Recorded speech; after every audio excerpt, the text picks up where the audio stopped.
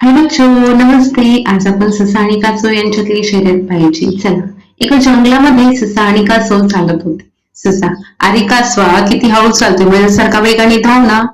ससोबा, एवढा गर्व करू नकोस. हिंमत असेल तर माझ्यासोबत शर्यत लाव, बघूया कोण जिंकता. ससा, चल, असे मी जिंकणार आहे. त्या मोठ्या झाडाखाली कोण आधी जातं ते पाहूया. 1 2 3 म्हणल्यानंतर धावायचं. 1 2 3 म्हणून ससा पुढे निघून जातो. कासव, चल हरकत नाही, मी पण हार मानणार नाही. मग त्याच्या मागे जातो.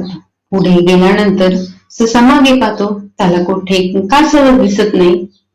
चला, मी या झाडाखाली थोडीशी विश्रांती घेतो. मग तो थोडस खातो आणि विश्रांती घेण्यास सुरुवात करतो.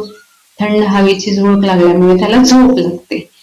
मागोमाग कासव हळू येऊन त्याच्याकडे बघतो. काय ससा हा झोपी गेलाय. मी तर थांबणार नाही म्हणून कासव पुढे निघून जातो.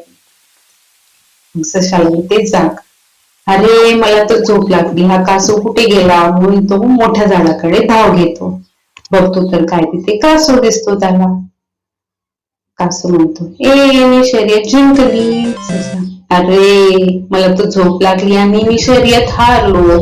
कासव, ससा हा म्हणून कधीही कोणाला कमी लेखू नये. हळू का होईना सतत प्रयत्न करणारे यशस्वी होतात.